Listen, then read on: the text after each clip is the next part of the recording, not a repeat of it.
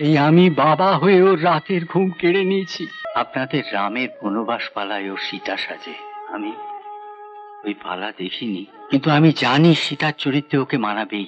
জীবন আর নাটক সব মিলে মিশে নিশ্চয়ই একাকার হয়ে গেছে। কি হলো রে? হ্যাঁ, আরে ওঠ, আরে ওঠ ওঠ। যাত্রা দেখতে তো আসতেই চাইছিলে না, এখন আবার যেতে চাইছো না? সীতার জন্য এত কষ্ট হচ্ছে না? ওইটুকু একটা মেয়ে, কি সুন্দর। ওর ওই কান্না দেখে আবার কেমন যেন কান্না এসে যাচ্ছে।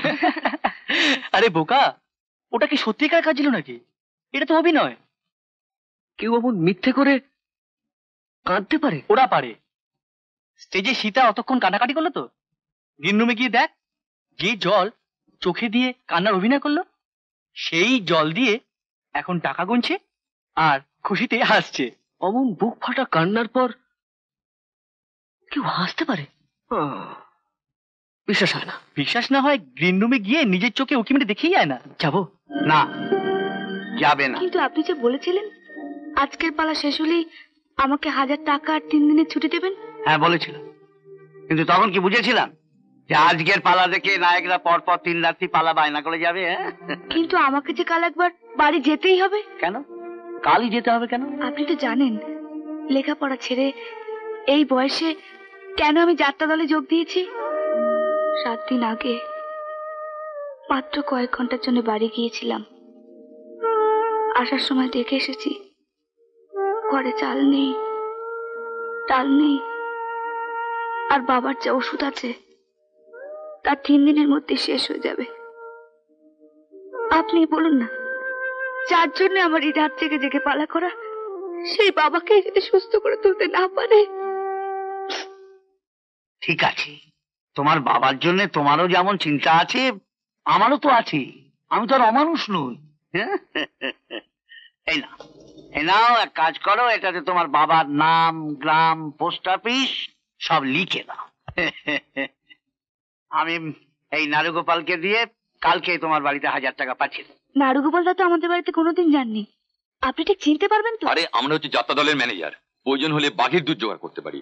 আর ঠিকানা থাকলে বাড়ি খুঁজে নেওয়া ওটা কোনো ব্যাপার না, ঠিক খুঁজে নেবো। নাও, ঠিকানাটা লিখে দাও। আপনি যখন টাকাটা দিতে যাচ্ছেনই তখন একটা চিঠি লিখে দিই, বাবাকে দিয়ে দেবেন। ঠিক আছে, তাড়াতাড়ি লেখো, রাত হয়ে যাচ্ছে।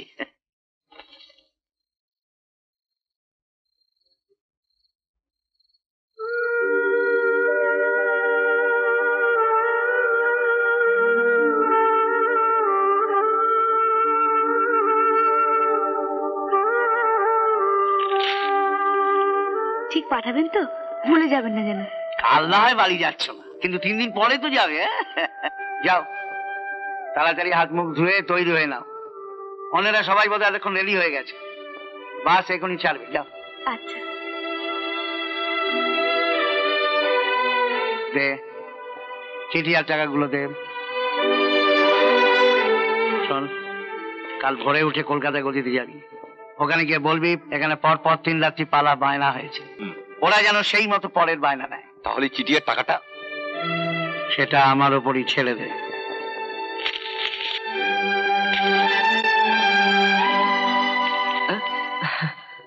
কি রে, এখানে দাঁড়িয়ে আছিস? যাত্রা দেখছিলাম। যাত্রা? যাত্রা আবার কোথায় পেলি? যাত্রা তো কখন শেষ হয়ে গেছে। ওই সাজানো পালা শেষ হয়ে যাবার পর এখানে একটা জীবন্ত পালা শুরু হয়েছিল, যার দর্শক ছিলাম একমাত্র আমি। হঠাৎ তোমার কি হলো? তোমার তো পালা শুরুটা বেশ ভালোই লেগেছিল। পালা শুরুটা এখানে দেখে গেলাম, শেষটা বাড়ি গিয়ে দেখবো।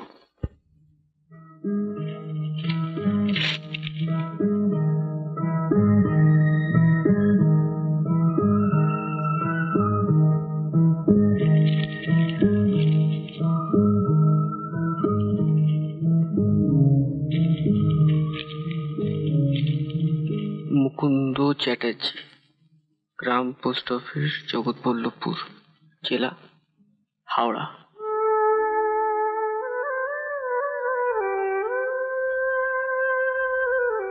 বড় বাবুর কাছে আমার অনেক টাকা জমা আছে, চাইলে 1000 টাকা এমনি দিয়ে দেবে, সেটা তো কথা হচ্ছে না।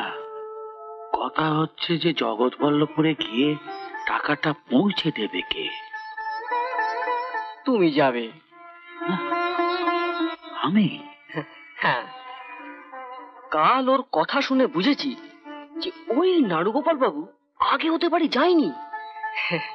তা মানে তুমি নাড়ুগোপাল বাবু সেজে চিঠি আর টাকাটা ওর বাবাকে দিয়ে এসো।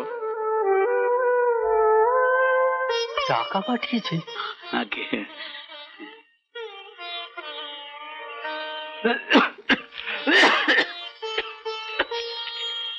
আপনি বসুন।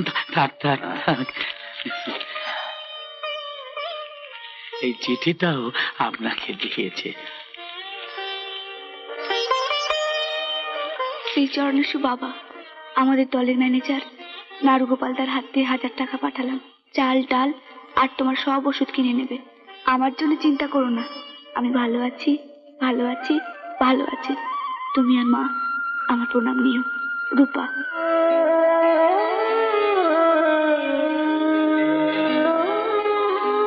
শুনছো, ওর জন্য চিন্তা করতে না করেছে।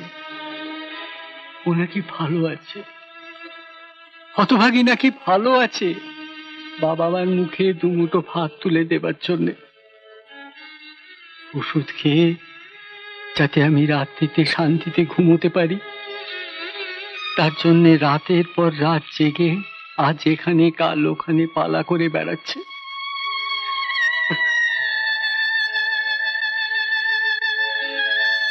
ও লিখেছে ও নাকি ভালো আছে। জানেন নাড়ুগোপাল বাবু, আমি বাবা হয়ে ওর রাতের ঘুম কেড়ে নিয়েছি। এইটুকুন মেয়েটাকে ভালো থাকতে দিইনি আমার জন্যে। এতে তোমার দোষ কোথায়?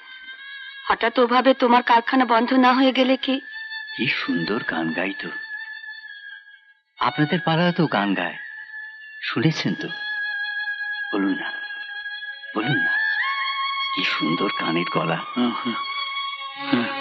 তা তো বটে। কই গো, ওই অ্যালবামটা নিয়ে এসো না। নাড়ুগোপাল বাবু দেখুক স্বর্গ থেকে কোন নরকে আমি ওকে নামিয়ে এনেছি।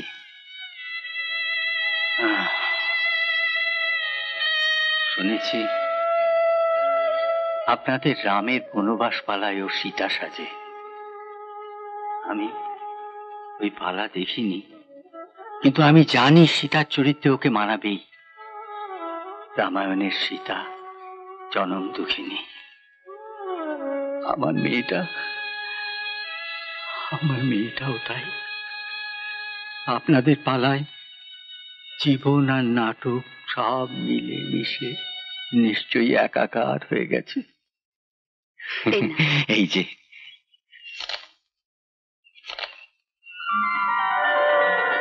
যে ছবিটা দেখছেন, এটা গত বছরে আমাদের গ্রামে ছেলেদের স্কুল আর মেয়েদের স্কুলের মধ্যে একটা গানের প্রতিযোগিতা হয়েছিল।